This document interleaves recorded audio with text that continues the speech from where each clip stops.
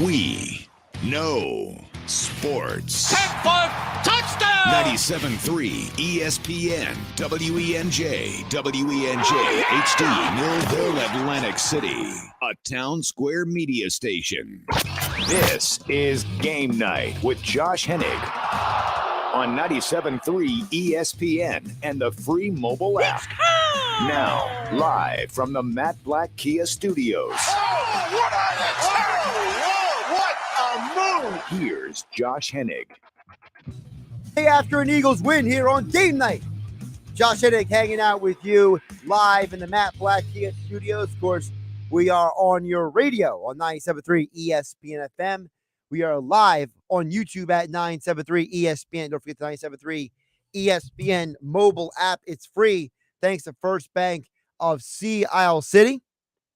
We'll talk more Eagles coming up tonight with Martin Frank from Delaware County Times about what is going on with the Eagles and what is going on with their bye week after the Eagles got a needed win. It wasn't a big win. It was a needed win because you had to get the salt out of the wound after losing to the Giants last week in an embarrassing manner. So we got a lot to get to here on Game Night on 97.3 ESPN. As always, you can join the conversation through the text board at 609-403-0973. You can DM the show through the 97.3 ESPN mobile app. Thanks to First Bank of Sea Isle City. As I mentioned, we're live on YouTube at 973 ESPN. You know, watching the game yesterday, I think that one of the problems that happens in any sports town, especially a sports fandom like Philadelphia, and this is not exclusive to Philadelphia, it's any passionate fan base. You get enamored with things. You fall in love with people or things. Not because it actually makes sense, but because you have an emotional response. You know, Billy Schweim always jokes about on the locker room how he's an emotional guy, right? Billy always says, I'm emotional, you know, that kind of stuff. Well, being emotional doesn't win you anything in life. Being emotional does is put you in a position to make irrational decisions.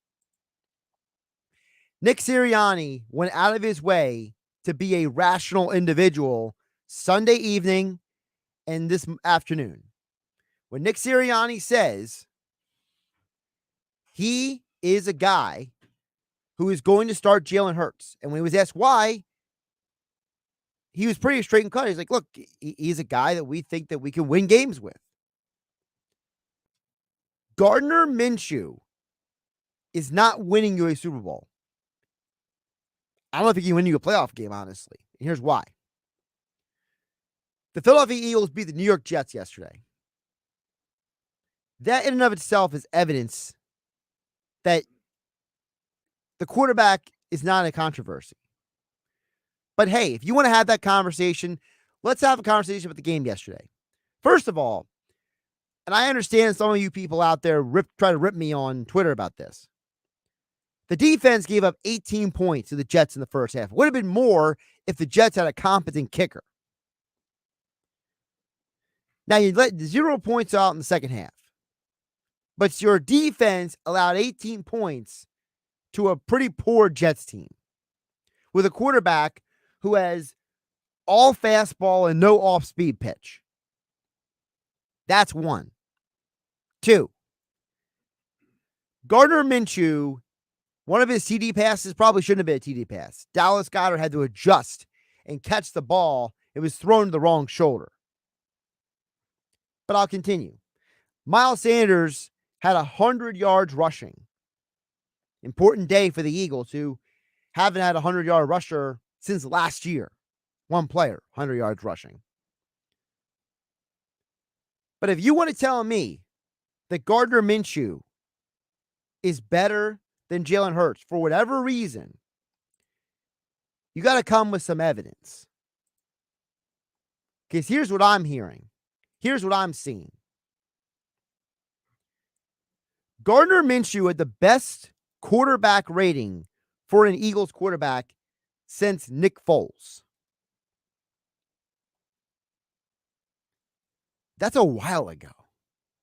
Nick Foles hasn't been in an Eagles uniform since 2018. And he did it against the Jets. The same Jets team that, according to Greeny this morning on 97.3 ESPN FM, said is the worst team against opposing quarterbacks this year. Their defense is allowing the highest quarterback rating of anyone this year.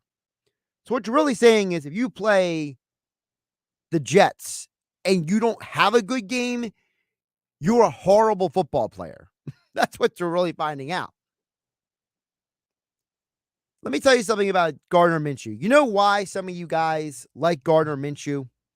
Because a lot of you live your lives wanting what you don't have. You always think the grass is always green on the other side of the fence. You're always falling in love with the backup quarterback, whether it's Gardner Minshew, Nick Foles, whether it's Jeff Garcia, whether it's fill in the blank backup in Philadelphia over the last 30 years. Everybody wants who they don't already have. You always want what is not already there. You want somebody else's quarterback. You like the backup quarterback. Donovan McNabb was never good enough, even though he won the most games as a quarterback in Eagles franchise history. Carson Wentz. No, we want Nick Foles. Everything is always about the other person. You sound just like a married guy who's mad that he's stuck in a marriage and he wishes he had some other woman. That's what you guys sound like. And you get the people commenting, oh, Jalen Hurts can't throw a deep ball. Jalen Hurts can't throw a deep ball. Gardner Minshew barely threw a couple of touchdowns he threw on Sunday. But that's okay. If you want to fall in love with a guy because he looks a certain way, talks a certain way, acts a certain way, then you're not really interested in winning football games. You're interested in being entertained. Which makes me sound like you're more interested in entertainment than you are in sports. Because I hate to break it to you guys, but a quarterback is only as good as the team around him. I know some of you out there shaking your fist at the radio, maybe flipping me off if you're listening online, whatever it is, that's fine. But I've been telling you guys for years, teams win championships, quarterbacks don't. I understand that everybody wants the guy. Rodgers, Brady, Russell Wilson before the recent stretch when he had the busted up hand. I get it. Everybody wants a superstar quarterback. But it doesn't mean that you settle for Gardner Minshew, the guy that the Jags were convinced couldn't be a franchise quarterback. They drafted Trevor Lawrence for a reason. Yesterday's game was not won because of Gardner Minshew. It was won because you were playing the New York Jets, one of the worst teams in the NFL, who had their own set of injuries. Now, to me, being a football fan, not someone who falls in love with a dude with a mustache, the bigger news about the game yesterday was the fact that the Eagles actually got the job done. How about that? Everything that we saw yesterday was what we didn't see the week before. What we saw yesterday should have happened in the Giants game. Now, maybe the Eagles needed the Giants game, putting salt in the wound, making them feel bad, to get their head focused to play this game. Maybe you needed to have a few injuries to refocus the team. You had to win going into the bye week. You had to have the good vibes going into the bye week. You had to go out there and win the game you're supposed to, and then go into your bye week, hit the reset button, get healthy. I'm just happy Jason Kelce is doing good. I was worried when I was seeing him limping off the field yesterday. I understand that some of you guys out there were enamored with Minshew and his dad punching each other in the chest and hugging it out after the game. It was a fun, cool moment. But just because Gardner Minshew's the guy that you can go have a beer with doesn't mean that he's a franchise quarterback or he should be the starting quarterback. You beat the Jets. the New York Jets, the same team that allows everyone to chuck it on them. The Jets are a bad team right now.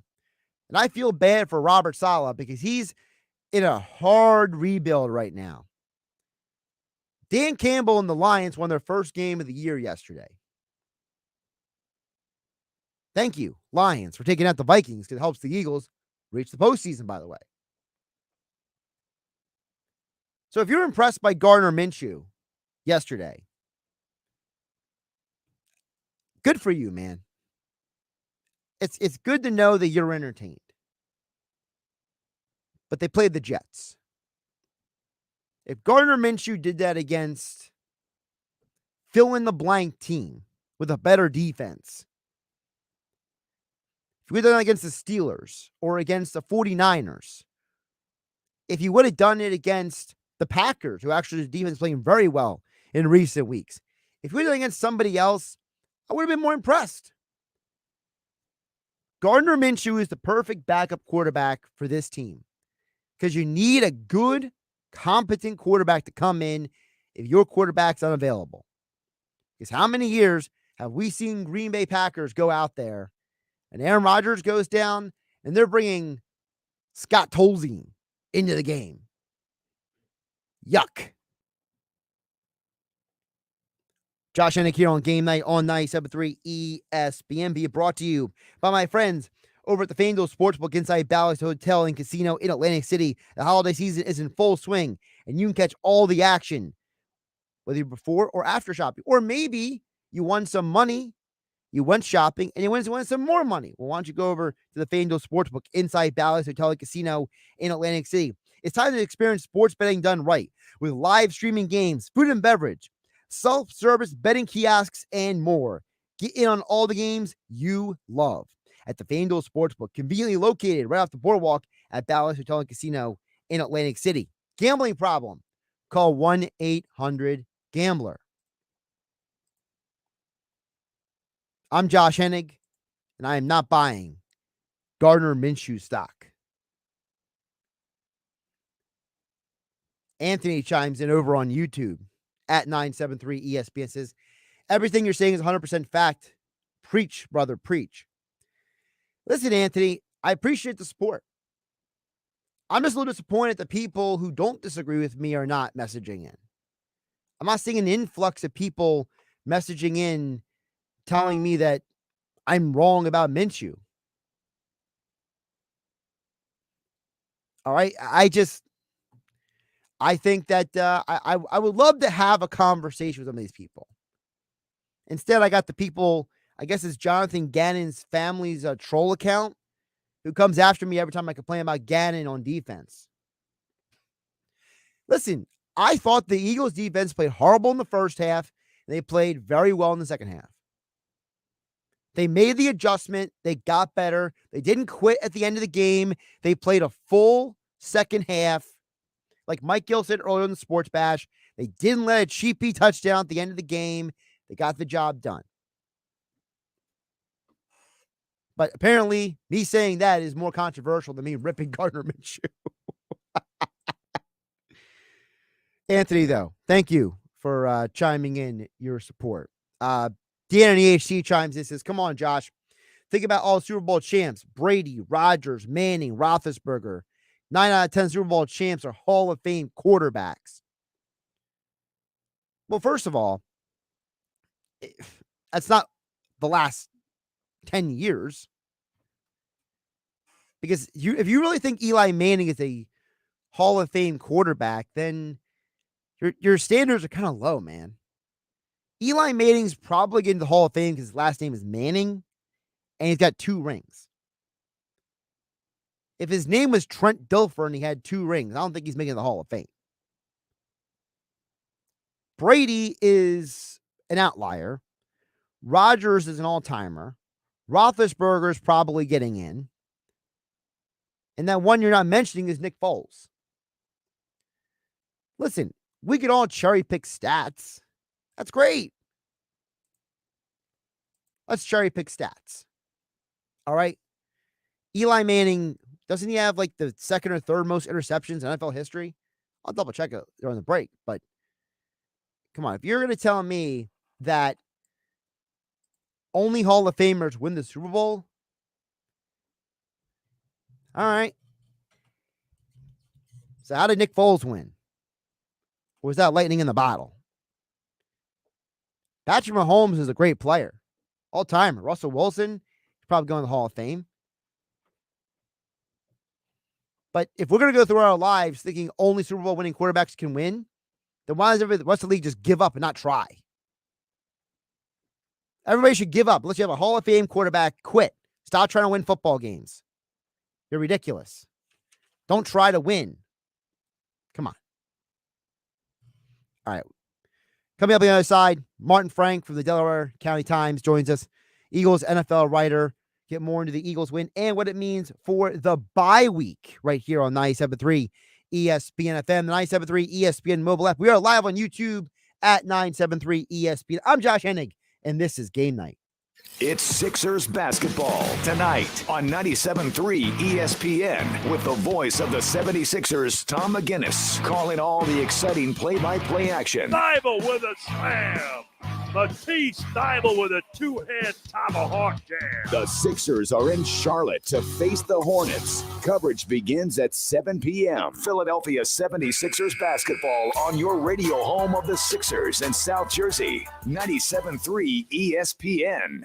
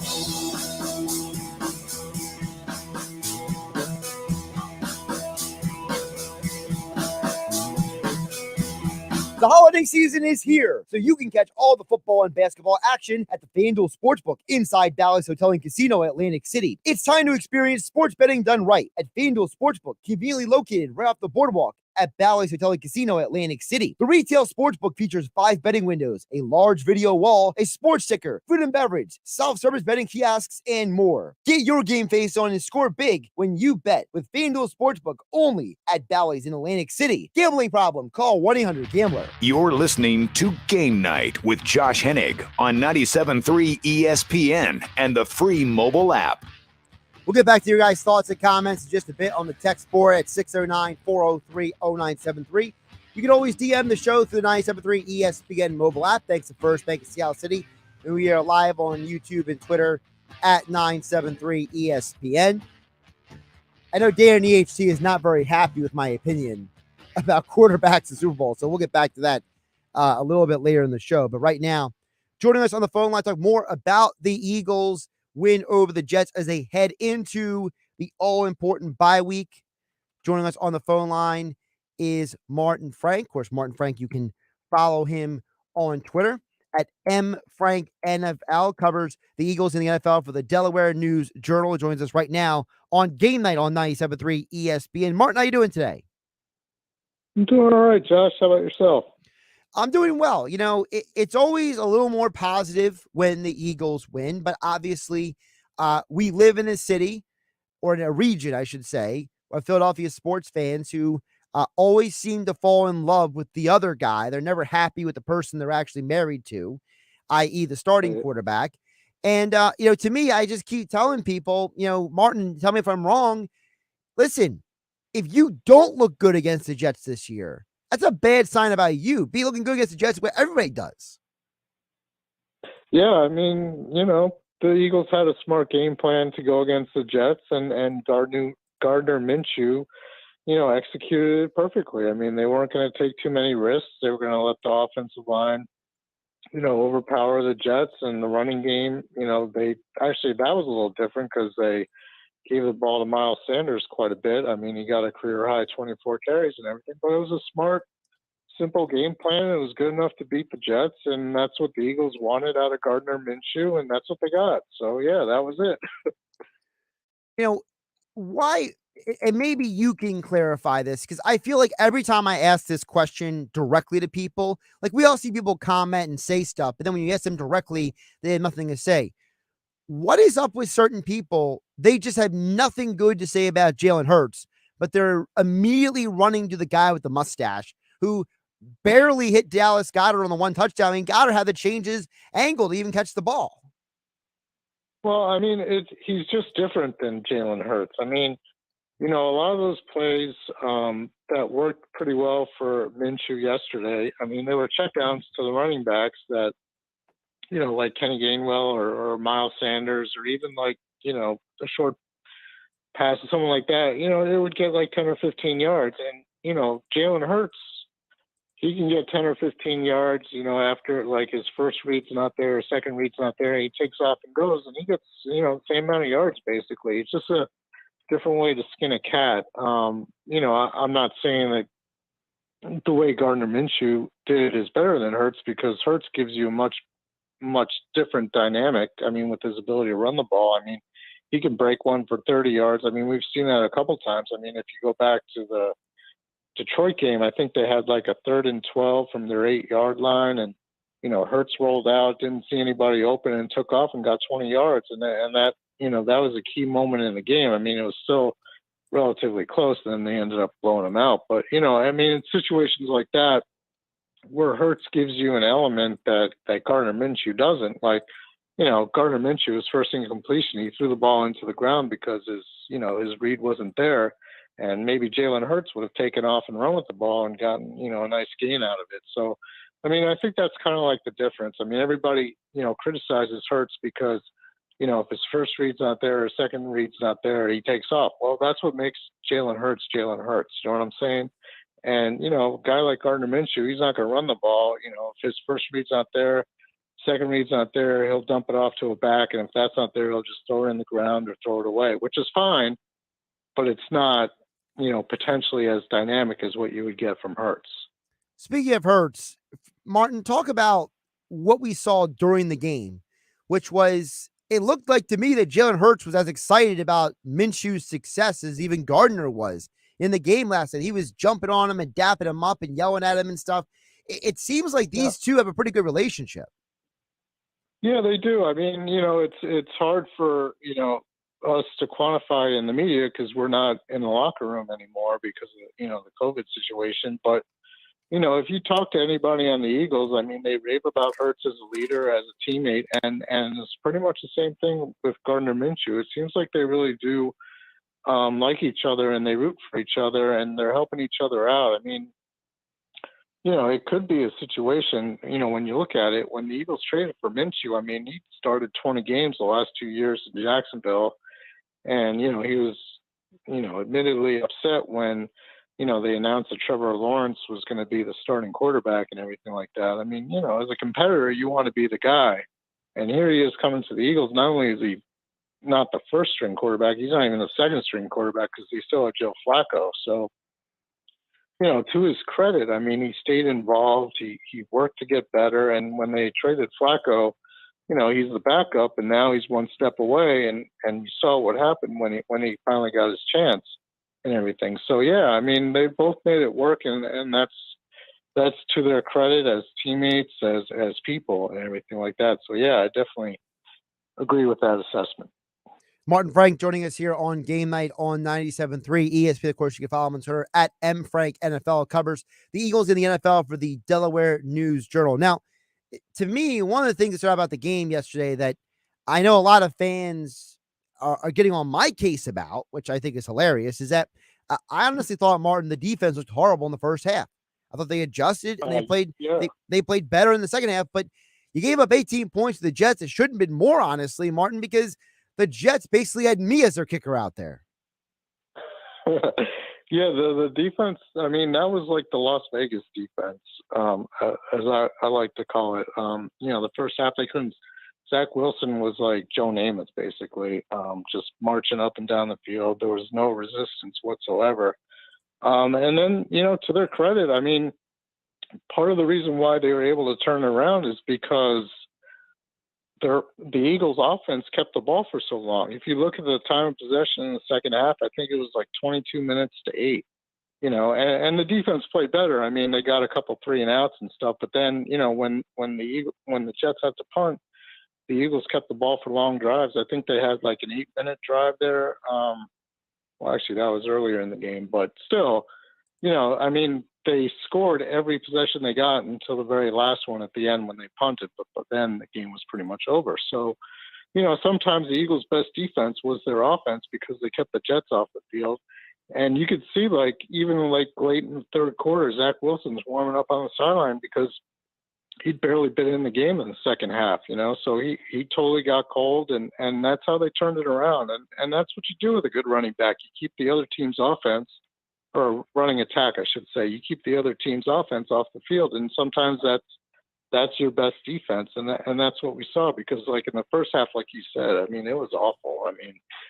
Zach Wilson was pretty much picking them apart, and he had not done that all year. He's a rookie, came into the game with 10 interceptions in his first 7 games, and there was a lot of talk about whether, the Jets should even keep playing him. And then, the Eagles made him look like the second coming of Joe Namath or whatever. But still, the Eagles finally figured it out that if they kept the Jets off the field, they can obviously not be susceptible to, the Jets keep scoring on them.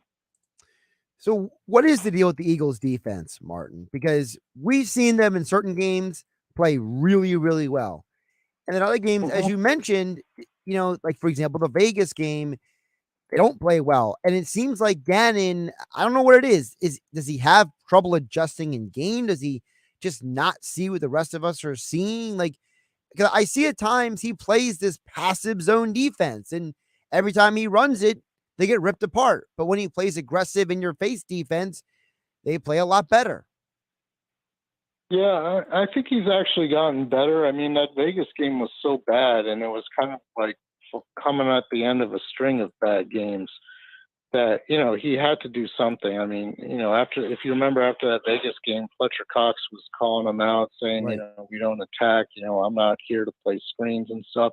And to his credit, he did adjust. And you've seen like they've actually played better since then up until, even the game they lost to the Giants. I mean, it wasn't the defense's fault. They only allowed the Giants 13 points. Right. So I'd like to think what we saw in the first half was more of an aberration. And I think they did actually change things around a little bit in the second half. They did a better job getting to Zach Wilson, or at least getting him off his spot, even if they didn't get like a whole lot of sacks or anything like that. And you look at Darius Slay. I mean, he's been a shutdown cornerback this year, so he's pretty much taken like the top receiver on the other team out of the game.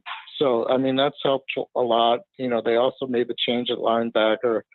They got rid of Eric Wilson. They benched, well, now that he's back playing, but with Davion Taylor getting hurt. But, between him and TJ Edwards, who's played really well, since he's kind of taken over and stuff, so they have made some changes. They did make some improvements. I mean, but maybe, part of that's because they haven't really played like really good quarterbacks lately. I mean, the last guys to really burn them was Justin Herbert. I mean, if you're playing, the likes of what the Eagles are playing now, they had Daniel Jones last week, Zach Wilson yesterday, and, they got Taylor Heineke twice with Washington. Daniel, or whoever's playing quarterback for the Giants now, I guess Jones might be out. I'm not sure if he'll be back by then, but, so they're not exactly playing like, Patrick Mahomes and Tom Brady like they were earlier in the year. So maybe that has something to do with it too. But, maybe it's a little bit of everything, I guess. They're not playing like the star quarterbacks anymore. They have made some adjustments. Some of those guys are playing better. I mean, Darius Slay should definitely make the Pro Bowl and stuff. So I think it's like a combination of everything, to be honest with you. So where can the defense get better moving forward? Because I'm assuming that they're not going to get much better than they are right now. And obviously, Gannon is still learning to be a coordinator. So beyond this year, beyond whatever happens this year, they make the postseason, they don't make the postseason. What do they have to do to make this defense better? Not just during the bye week for this year, but maybe for next season. Is it personnel? Is it, adjustments that Gannon has to make to his scheme? What do you think it is? I definitely think it's personnel, and they do, or I guess as soon as Carson Wentz plays like 5 or 10 more snaps this coming week, they'll have the 3 first-round picks, and you know what? That's why you got to go with defense, at least with 2 of those guys, because you need to get at least another defensive end, because Derek Barnett could be a free agent, probably will be a free agent. I can't see them bringing him back. Brandon Graham's 34 years old. He's going to be coming off a torn Achilles that kept him out for pretty much the entire season. You need to get a difference maker on the defensive line, defensive end. You need to get a cornerback. You need to get a safety, because Rodney McLeod and Anthony Harris are both on their last years of their contract. Steven Nelson, the other cornerback, who's been playing okay. He actually got hurt on Sunday, but he's, signed to a 1-year deal. So you could be seeing a lot of turnover in the secondary. And, if you got like the high draft capital, I mean, that's where you got to use the resources. And that's why I think, getting back to the quarterback situation, the Eagles would really love to see Jalen Hurts take over and be that guy for next year. And I think that's why they're, another reason why you're not going to see Gardner Minshew again. I mean, because they have to find out about Jalen Hurts. Like if they have to go get a quarterback, that's obviously going to eat into their draft capital. But if they're pretty secure knowing that Hurts can be the guy going forward, then you use those draft picks on defense, which is definitely what they need. And getting back to what you were saying about Jonathan Gannon, I mean, here's a guy, who said his main style is to be adjustable and everything. Well, you need the players to be able to adjust to whatever the offense is presenting to you. So, that's where you get the draft picks. That's where you get guys in free agency and everything like that, because the Eagles will also have some money to spend in free agency, and they'll have to do that too. And, I'd definitely add a wide receiver in free agency too. So there are a lot of ways to improve the team. I don't think you're going to see major changes the rest of this season, but I think going forward in the offseason, it's going to be very busy for them. Couple more with Martin Franklin, Delaware News Journal, with us before we let him go here on 97.3 ESPN at MFrankNFL on Twitter. Martin, now that we're in the bye week, to me, this bye week is so important because they got to get healthy. And with Kelsey limping off the field and Miles Sanders, I mean, that twisted ankle looked pretty bad when he first went down. How important is this bye week for them to get healthy? Because let's be realistic, this team is starting to just pile up injuries again. Yeah, I mean, when the schedule came out, everyone's looking at the bye week like in mid-December, saying that's crazy. Why would they want to why would they want to have the bye week then? But when you look at it, it comes at the perfect time because they have 4 games left to try to make the playoffs. So you get a week off, you get a chance to get some of those guys healthy. And you know what? To be honest with you, I'm not convinced that Jason Kelsey is going to be healthy when they come back in 2 weeks. I mean, you saw him, everyone on TV, I think, saw him kind of walk off the field. He was like gimping, like he could barely move. And, Nick Sirianni was saying today that, they got good news as far as his injury is concerned, but he also did not guarantee that he would be back when they played again on the 19th. I mean, he was kind of saying, I'm not going to put a timetable on it and stuff, but we got good news. And I took that to mean like the good news being that, it wasn't a torn ACL or it wasn't something that's going to sideline him for the rest of the season. But, it's obviously, it's the second week in a row he's had a pretty, what seemed like a pretty significant injury. So, I don't think there's any guarantee that he's going to be back. And, they could get Jordan Howard back at running back. And Sirianni said that's possible. And, obviously if you have Howard and Miles Sanders and Boston Scott back at full strength, hopefully Miles Sanders can, take this 2 weeks to heal his ankle because, that's obviously been a problem too. If you remember, he was on IR for 3 weeks. His first game back was against the Giants, and he tweaked it in the fourth quarter, and then he did it again. So, I think that's still going to be an issue the rest of the season. I mean, obviously having the extra week helps all of those guys, but, I think those guys are just going to have to, somehow find a way to get through it because, it's late in the season. Everyone's kind of banged up. So bye week comes at a great time, but still doesn't guarantee these guys are going to be healthy for the last 4 games. Martin, as we're at the bye week here, the Eagles have the 5th best point differential in the NFC. They are a half a game out of the NFC postseason right now. They're 6-7 behind the 6-6 49ers Washington football team. Are the Eagles where we expect them to be? Are they better than we expect them to be? Are they less than we expect them to be? I personally think they're kind of where I expected them to be. I mean, I kind of knew, looking at the schedule, they'd probably get off to a rough start, especially with the teams they were playing, and the new coach and the new system and all that. So, and then, you finish up the season with a relatively much easier schedule. I predicted they would go 9-8, even after. I also predicted they'd be 2-5 after 7 games, which is what they were. So, yeah, I mean, it's kind of they have a great chance to get in the playoffs if they play Washington twice. You mentioned they're a half game behind them, so they win both of those games, they should be in the playoffs.